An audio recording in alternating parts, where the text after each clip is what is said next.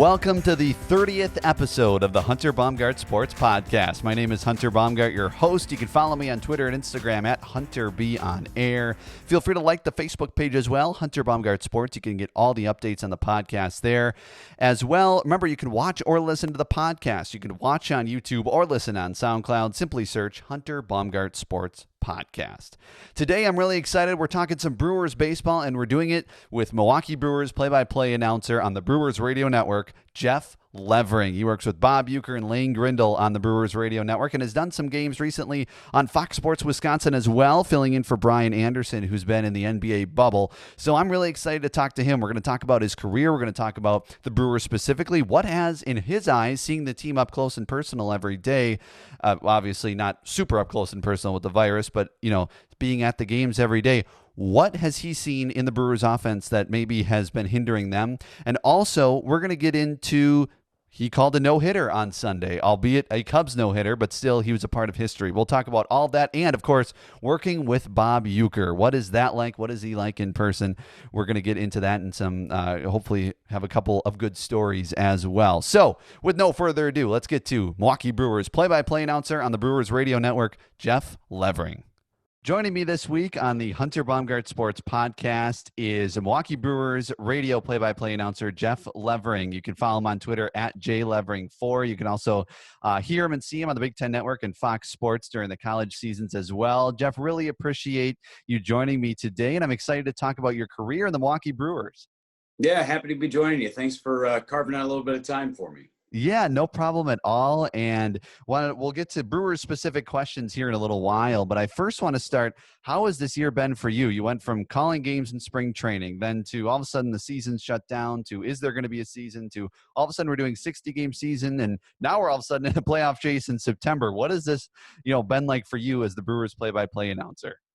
It has been wild, to say the absolute least. We were the last group to be on the air that fateful Wednesday night before everything shut down on Thursday.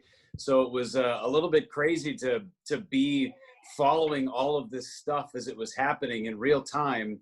Rudy Gobert and the Big Ten championship and all that crazy stuff.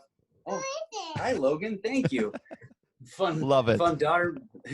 Fun daughter diving into our podcast. It's all good. Love it. So it's live podcasting. Yeah.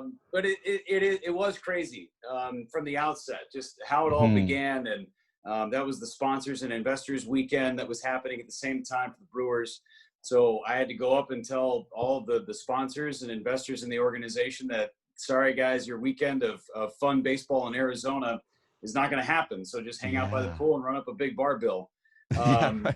So, from that aspect, it was nuts. And then we thought maybe we'd get going in 2 weeks. And then everybody's just kind of following Twitter and following the news and hoping the baseball was going to happen. And thankfully it did, and had the summer camp and now broadcasting games from Miller Park, no matter whether the team is home or on the road.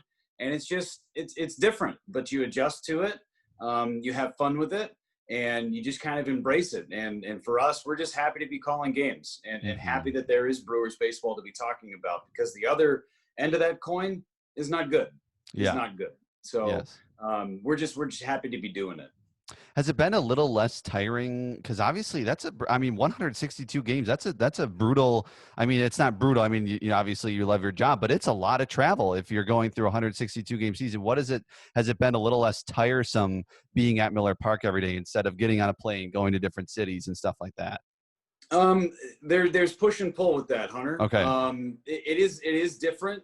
I like calling games with actual human beings being in front of me. Yes. That's a big positive. I have 2 young kids, as you just heard one of them come in. So being able to wake up every morning and hang out with them every single day before my son goes to school, and hang out with my daughter while my son is at school is great. And that's something that I'll cherish forever. And during even the shutdown, having all that family time when they're not used to seeing me as much, blessing and a curse. Like halfway through it, they were probably saying, "Get the heck out of here, Dad. We need you to leave and start working again because I'm seeing you too much."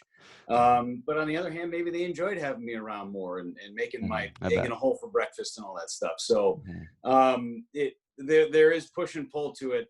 I do. There is the occasional time where I do miss being on the road, where I can actually get a nice night's worth of sleep and then go to work and kind of be on my own time. But I'm living life like everybody else right now, and that's a good thing.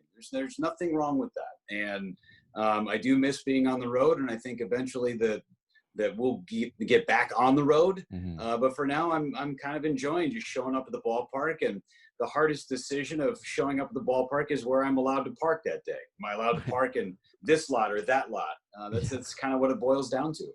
Yeah, as far as the logistics go, as far as, calling road games from Miller Park, how has that been, just calling a game from a screen? It was an adjustment to begin with. I've started to get used to it a little bit more. We had some audio issues early on that would sync up with our video. So we would hear the crack of the bat or the glove pop, and then we'd see something 2 seconds later, and we were like, oh, is it a swing and a miss, or is it a called strike, or is it a foul ball or a home run? You can't really tell those kind of things until you see it. So when we were hearing things before we could physically see it, it was kind of a guessing game, and getting the timing of how you're having those conversations, and knowing when to step out so the play-by-play guy could come in. That was a really tricky thing to learn early. But we've figured out the technology since, where we've been able to marry the video to the audio. And since then, it's been pretty seamless. It's been okay. Me and Lane have a pretty good thing going on the road. Uke and I, for the first series against the Cubs, that's when we had all of our audio difficulties. So we were kind of the guinea pigs, and sometimes it still doesn't sync up, and we're just kind of at the mercy of what we get. And we can get away with a little bit more on the radio side because the fans don't know until we tell them what's happening. Right. So we can kind of fake it a little bit easier, and be more descriptive and talk about what's happening. But it's an adjustment. But again, like I said before, just happy to be doing it as opposed to not doing it. It's a challenge, and it's going to make us better for it. Yeah, Jeff Levering joining us, the Brewers play-by-play announcer on the radio here on the Brewers Radio Network. So what has been your road to get to the Milwaukee Brewers and calling games for the Brewers? Everybody has kind of a different path of how they get to where they are in their career. What was your path getting to Milwaukee and now being on the Brewers Radio Network? So the Cliff Notes version of that, Hunter, because it's a long road, sure, like it is for most people. But I was a broadcast journalism major in college, Chapman University, small Division III school out on the West Coast, and I played college baseball. Okay. Won a College World Series in 2003, and then finished up my career in 2005 in the World Series with a measly fly ball to left at Fox City Stadium up in Appleton. So that's where my college career ended. I was interning at Fox Sports West and Prime Ticket in Southern California and Los Angeles, based out of the Staples Center. Once I graduated and my playing career ended, my internship ended too, and they never told me to stop coming into work. So I just kind of kept showing up, and then it turned into a full-time job. And I was a freelance associate producer on a couple of different shows. I worked in TV behind the scenes for about 1.5 years. And then the job came open with the Rancho Cucamonga Quakes in High A. I'd filled in a couple of times. I knew the public address announcer there. And they needed somebody to fill in on the radio broadcast, and he put my name out there. I'd never done a baseball game in my life because I was always playing in college and never had that other opportunity. I'd done other sports, basketball, football, softball, but had never done baseball, let alone on the radio. I'd never done a radio broadcast. I'd only done television. Sure. So then I ended up filling in 2006 and got the full-time job in 2007. Was in Rancho Cucamonga for 3 years in A-ball, and then moved on to AA at the Springfield Cardinals in the Texas League for 3 years, and then went to AAA at the Pawtucket Red Sox for 2 years. So that's 8 years in the minor leagues before I got the job with the Brewers heading into the 2015 season. And then even my role with the Brewers has changed from being the number 3 guy and the fill-in for 1 year. Then Joe Block leaves and takes the job with the Pirates. I took his job in the number 2 chair. And then when Bob isn't there, I'm the lead. And then this year it's morphed into doing a handful of games on TV. So it's been a nice little transition. It's been a fun career path, and hard to believe that I've done over almost 2,000 games in my career, minor leagues and big leagues. And having never done anything before I got to professional baseball is still crazy to believe that I'm sitting where I'm sitting. Yeah, exactly. And you mentioned working with Bob Uecker, and I think a lot of people, wonder this. What is it like working with Bob Uecker? Because we, hear him on the radio. He's a treasure. We love it all across the state of Wisconsin. What is it like to be with him, for every single home game? It's really special, and Hmm. I don't take it for granted either. I don't take for Hmm. granted the fact that he tosses to me to do the play-by-play in the third, and that I toss to him to Hmm. start the broadcast up, and it's really, really special to share a scorebook with him and to learn how he scores a game. And now it's kind of morphed into how I score a game, where I forgot what I used to do before I started working with him, which is a good thing. Um, but it's different. Hmm. He is such an iconic human being. I've learned a lot from him. We have a great friendship. He treats me Hmm. like he's one of his buddies that he used to play with back in the Hmm. 60s and late 50s. And he treats me like an equal, even though we're not even close. I Hmm. still learn from him each and every day. And it's a blast to work with him, because you just never know when you show up at the ballpark what your broadcast is going to be like. Yeah. There's no cookie cutter, hey, this is what we're going to talk about, this is what we're going to do. Hmm. It's just, hey, where are we going to go? Let's there's no game plan, there's no playbook. It's, what are we going to talk about today? What is the game going to give us that we can talk about? What are the great stories that we can get out of Bob today? And that's the beauty of working with him, because you don't know, Hmm. and there's no way you can prepare for that kind of stuff. You just kind of fly by the seat of your pants, and whatever happens, happens. And most of the time, 99.5 times out of 100, it's gold. Yes, exactly. A lot of gold with Bob Uecker. And I'm curious, is there like a time in your career where you were like kind of looked next to you and like, wow, I'm lucky to be sitting, and calling a game with Bob Uecker? Is there like a game or a time that kind of sticks out to your mind? Maybe early in your Brewers career? Yes. Okay. Yeah, no doubt. Spring training, my first year. Okay. Right We were away.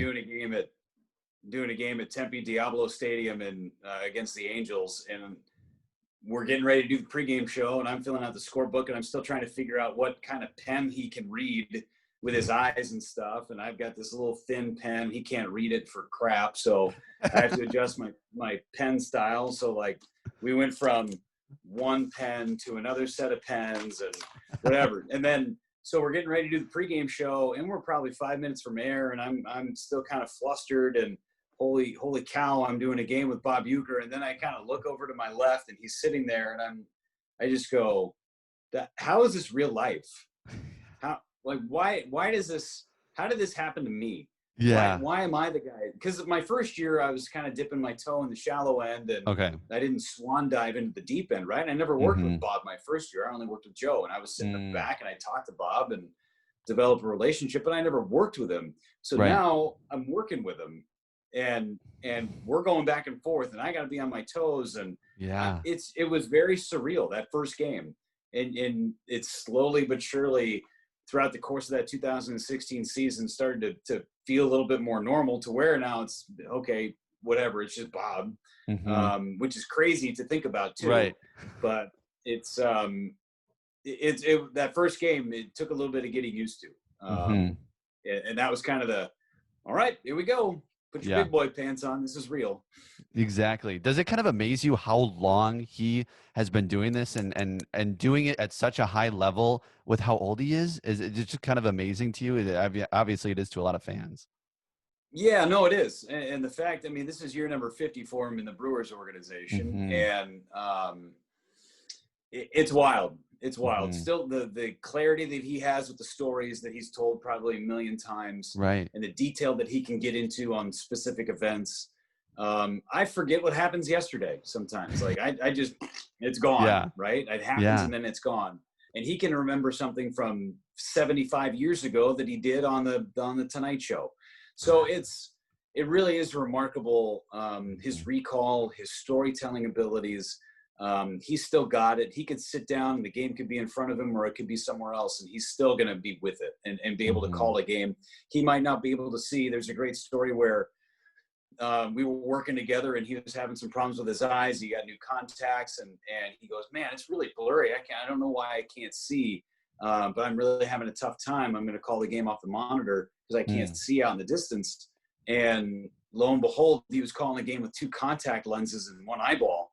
which makes sense on why he wouldn't be able to see. Yeah. But he got through a whole game doing it with 2 contact lenses and 1 eyeball.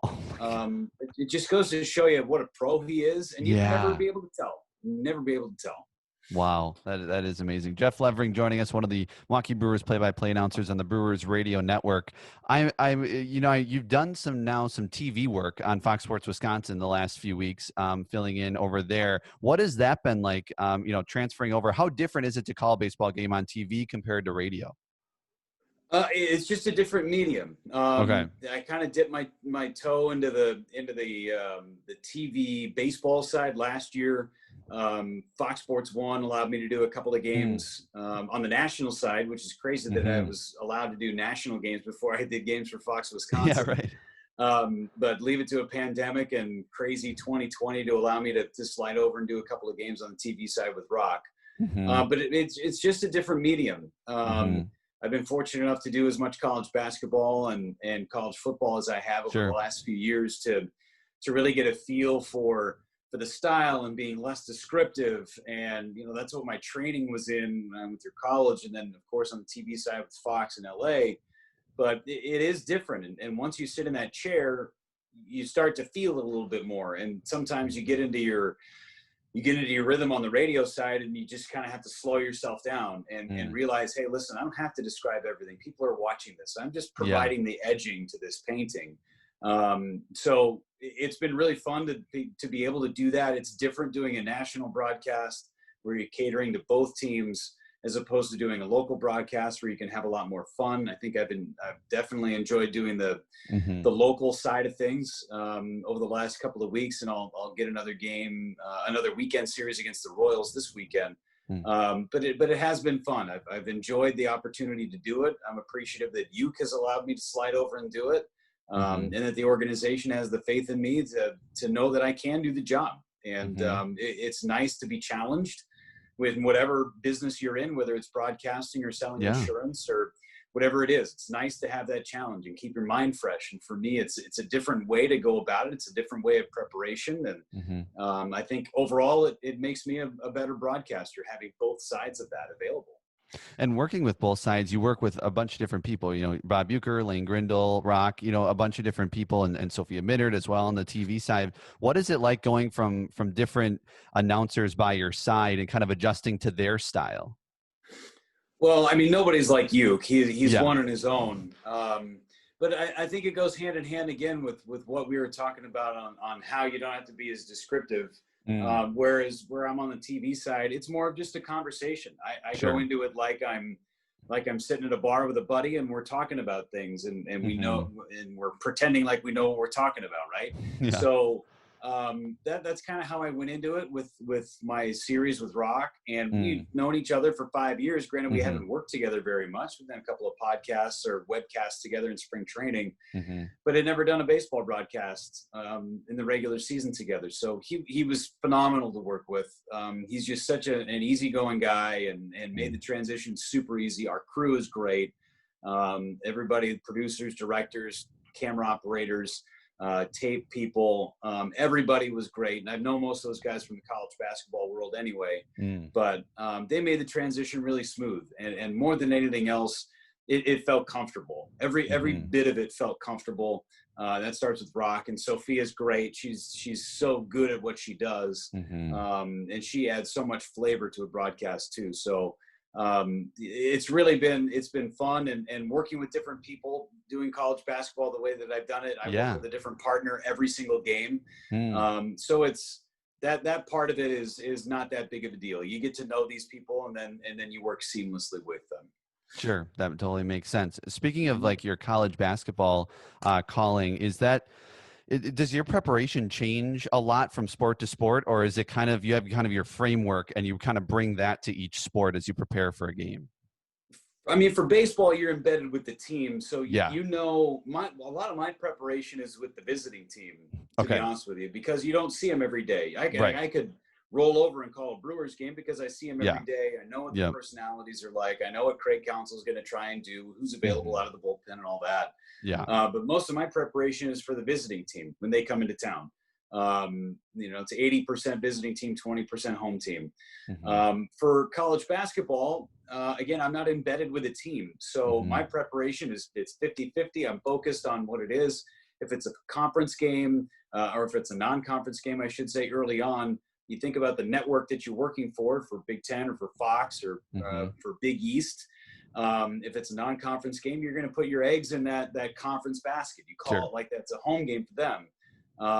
Don't discredit the opponent, but you're not going to spend as much time on that opponent. So that's how that goes for a conference game. I'll do equal 50-50 in terms of my preparation for both teams. But because I'm not embedded with the club, I got to make sure what's happening with the conference. You look at the macro, what's happening inside the conference. You look at what's happening with the micro with these two teams and what's led them to this point. Basketball is a little bit different. It's a different score sheet. It's a different chart. You're relying a little bit more on your stats person, not as much. But it's just a different flow. And again, it's that conversation with your analyst, making sure you're in the know on what's happening at all times, so that you're not caught off guard by anything over the course of a game. Yes, for sure. Totally makes sense. And we'll get to a couple Brewers questions to wrap up in a second. I do wonder, in getting back to kind of calling games on Fox Sports Wisconsin, calling the no-hitter on Sunday. That was obviously, it was the opposition to the Brewers, and it had to be the Cubs, but obviously it was a no-hitter. What was that like, calling a no-hitter? That was my first one in the big leagues, first Yeah. and foremost. My first ever complete game no-hitter. So that was fun. I'd done a combo no-hitter when I was in the minor leagues in Double-A. So it was the Northwest Arkansas Naturals against the Springfield Cardinals. Greg Holland started in a rehab appearance. I think Jeremy Jeffress pitched in it. It was fun. So, but the one on Sunday the game was a bad game. I mean, it was 12-0. The Brewers played like dog meat. So it was really hard. It's really hard to try and spin that. And then you've got the historical aspect of it. And we just kind of focused on that starting in about the 8th inning. And I mean, it was cool to watch. It stinks that it was against the Brewers, but you cover it like a historic event. And Rock and I think we did a good job with it. Our TV crew did a good job with it. And I mean, it's fun to see history, no matter what. Whether you're calling it or just being in the seats. It was a pretty neat experience, no doubt. All right, so let's get into a couple of quick questions about the Milwaukee Brewers, specifically this team. Obviously you're around the team every day, not physically, obviously, with the virus, but of course in the park, seeing this up close. What do you think has been hindering this offense? Because obviously they've had some great pitching. Corbin Burns with a fantastic start yesterday. What has kind of been, we've seen it in flukes with the 19-run game in Detroit, and then they've scored less since they've come home. What's kind of been hindering it in your eyes? Well, consistency is the hard part, but I mean, they're just lacking hits. They can't get hits in big moments, and they've really struggled stringing together hits. I get it. It's hard to hit in Major League Baseball, and a lot of the Brewers' problems is what's happening at the top with Christian Yelich. I mean, he has just been a different guy all season long, and it's not the Christian Yelich that everybody is grown to love over the last couple of years. I don't know what's going on with him. I really don't, but he looks lost. He looks super frustrated with every single at bat. And if you could get him going a little bit over the next week and a half, then maybe you got a shot. But he's got to figure something out here pretty quick. It looked like he was going through a little spurt where he was on his way up, but it just hasn't happened for him. And he's the linchpin in the entire offense. He gets on base. He usually drives guys in too when they're on ahead of him. But when you take out a guy like Ryan Braun or Yelich late or Garcia late, and you saw it in last night's game in Game 2 where you're running out a AAA lineup sometimes or a AA lineup, and it's tough to put hits together when you're running out guys that are maybe over their skis a little bit. So it's really frustrating to watch. I know it's frustrating to listen to. I know it's frustrating as a fan to watch. But they try to have a few walks. They're just not consistent in getting hits in big moments, and it's tough. knowing kind of the personalities of this team and obviously getting to know a lot of the guys through the years, did you think there's a kind of a mental aspect here of this season being so different that is maybe affecting the play on the field more than we anticipated or more than the average fan can see? I don't know, Hunter. Okay. I think everybody's kind of dealing with it in their own way. Yeah. And the Craig Council over the last few years has really done a good job of bringing the team together and Yes. staying connected and all that. And this, of all years, you're discouraged from staying connected, right? Like you can't go out for dinner on the road together and hang out, or go to breakfast together, or go get coffee together. You can't do any of that stuff. And it's affecting teams more than others, I think. And not having Lorenzo Cain in the clubhouse is a big deal too. After he opted out, the Brewers miss him big time, not only his play, but his leadership in the clubhouse. That's a part of it. It's been a weird year. It's been a really weird year. And another guy that I think has really affected the team by not being there is Pat Murphy, the bench coach, who had a heart attack early on in the season, and he's doing fine. He's doing great, but because of the coronavirus, he's staying away from the team, and because they don't want to risk him getting infected, and he's way at risk right now. So having him not on the dugout steps or in the clubhouse is really, I felt, been a bigger deal than a lot of people make it. And it's unfortunate he's dealing with what he's dealing with, but it's just a really weird situation altogether this year. And some teams are handling it a little better than others. That's all. Yeah, it definitely seems like that. Well, Jeff, really appreciate the time today and talking about the Brewers baseball and your career, and really fun to get to talk to you, having listened to you, through the years and working for your affiliate in WKTY here in La Crosse. It was awesome to talk to you, and you're great at what you do. So just a fantastic time talking to you. I appreciate it, Hunter. Thanks so much for the time, and always root for La Crosse, no doubt about it. Thank you so much. Well, have a great rest of your day, and go Brewers. Hopefully they can make a push here for the postseason. You got it. Thanks, Hunter. That is Jeff Levering. You can follow him on Twitter and Instagram at JLevering4. And he is, of course, the Milwaukee Brewers Radio Network play-by-play announcer, along with Bob Uecker and Lane Grindle, and just a fantastic guy, really fun guy to talk to, and really wanted to get him on the podcast and talk about the Milwaukee Brewers and his career, because I knew it'd be interesting. And of course, talking about working with Bob Uecker, I thought he'd have a couple of good stories, and he definitely did, especially when he started working with Bob Uecker. So that was a lot of fun to hear about. So hopefully you enjoyed it as much as I did, because I definitely did. And of course, he is at home right now, obviously getting ready for the game tonight, and he's got a doubleheader as well, another one this week, and I'm sure he's busy. So thank you again to Jeff Levering for joining me and taking time to do that. And he's got kids at home as well, as you saw in the beginning of the interview. So always love kids crashing the interviews on the Hunter Baumgardt Sports Podcast. They're always welcome. Hope you enjoyed the podcast as much as I. And again, you can follow me on Twitter and Instagram at HunterBeOnAir. You can feel free to like the Facebook page as well, Hunter Baumgardt Sports. And you can watch or listen to the podcast. You can watch on YouTube, listen on SoundCloud. Simply search Hunter Baumgardt Sports Podcast. And thank you to the viewers and the listeners for making us all the way go to 30. We're at episode 30 weeks in a row, the Hunter Baumgardt Sports Podcast. I really appreciate everybody watching or listening. Hopefully you've enjoyed the guests we've been having. And sometimes when we don't have a guest, I kind of give you the state of the sports world in my eyes. And so hopefully you enjoyed those as well. So thanks so much for watching or listening to the Hunter Baumgardt Sports Podcast. And I'm really excited to have gone 30 episodes already in this crazy coronavirus pandemic. But I've just been, trying to keep up the craft and make connections, and hopefully those connections have resonated with you as well as you've watched or listened. So thank you. I will talk to you again next week, and as always, stay positive.